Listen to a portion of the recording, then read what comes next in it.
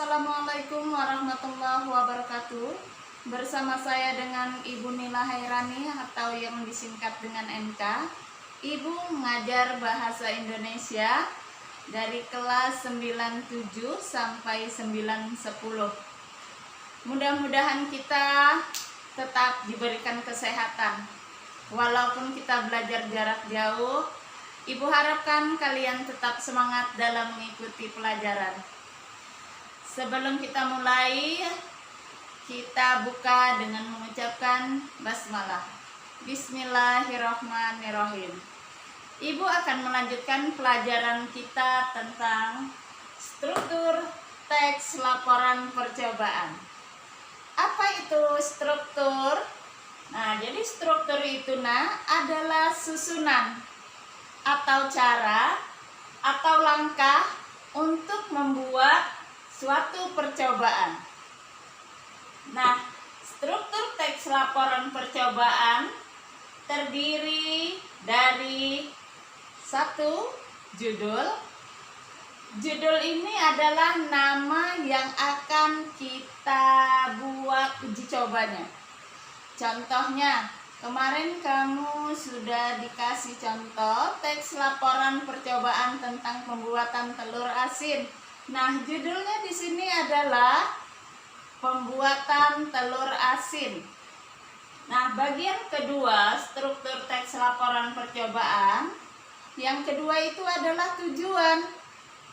Nah, apa itu tujuan? Tujuan itu adalah sebuah pengantar tentang apa yang akan kita teliti, tentang apa yang akan kita buat, atau kegunaan atau manfaat atau latar belakang singkat dari uji coba yang kita buat tersebut. Nah, contoh yang kemarin itu pembuatan telur asin. Apa tujuan pembuatan telur asin? Nah, jadi tujuan pembuatan telur asin bisa kamu buat itu latar belakang singkat, bisa juga kamu buat sebagai pengantar. Telur asin adalah boleh kamu kenalkan telur asin itu apa, boleh.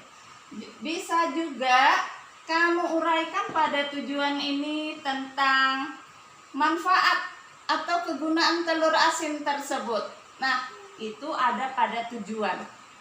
Yang ketiga adalah alat dan bahan.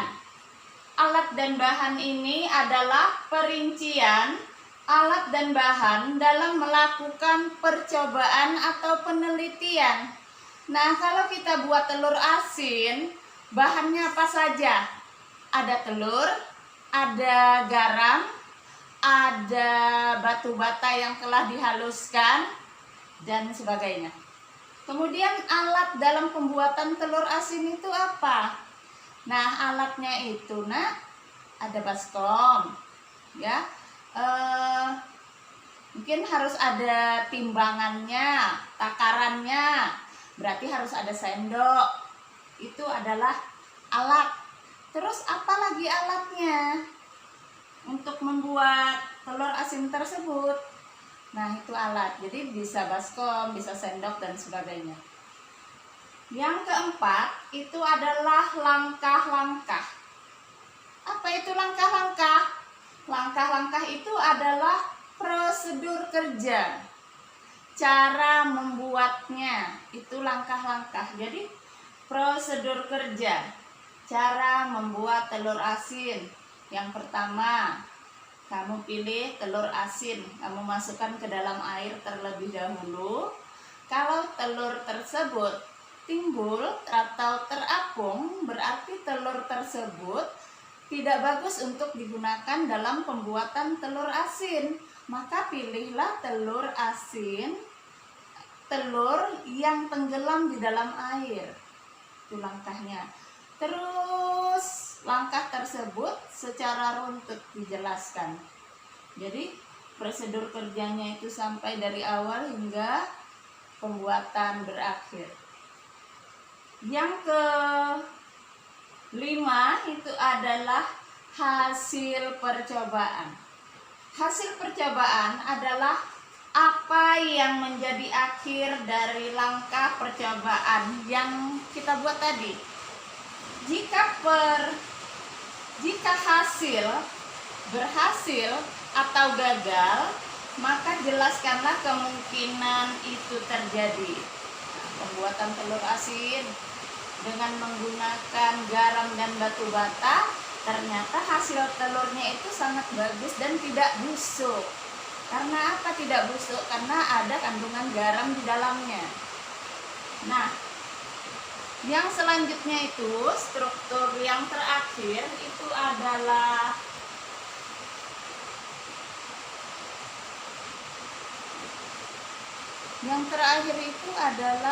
simpulan.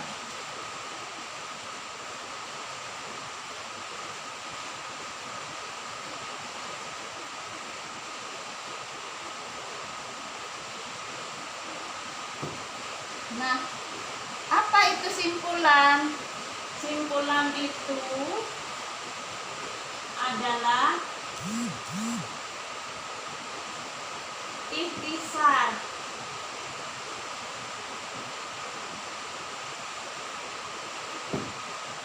Ikhtisar atau intisari.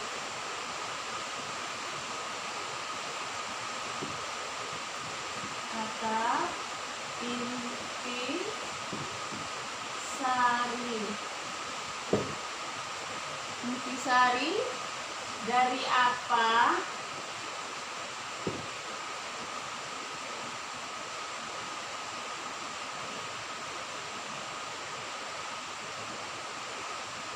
Yang telah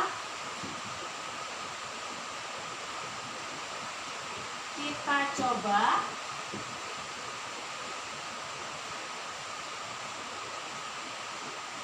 dan kita teliti. Kita coba dan kita teliti.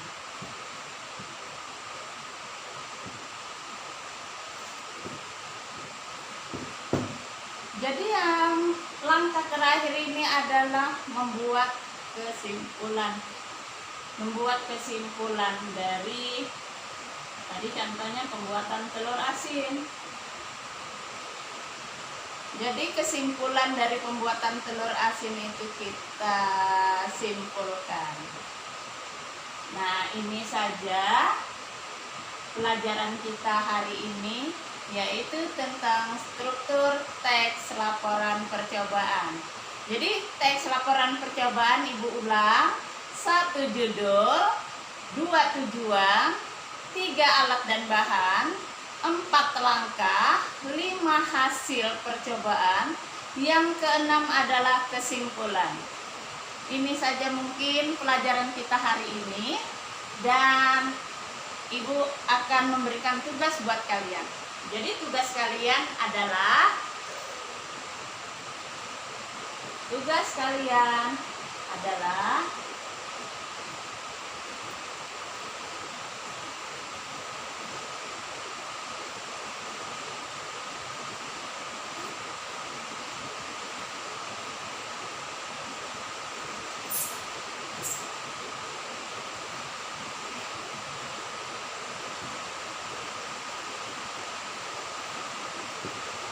tentukan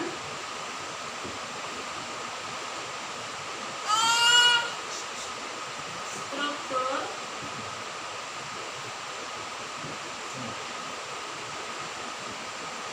teks laporan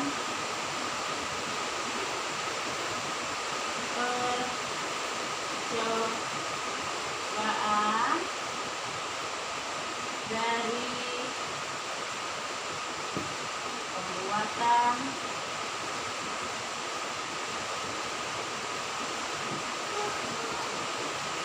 telur asin. Ya, ini tugas kalian di rumah. Kalian tentukan dari pembuatan telur asin tersebut apa saja, judulnya apa, tujuannya apa, alat dan bahannya apa, langkahnya apa, hasil percobaannya, dan yang terakhir kesimpulannya. Ini saja pertemuan kita hari ini, dan Ibu akhiri dengan mengucapkan hamdalah. Assalamualaikum warahmatullahi wabarakatuh.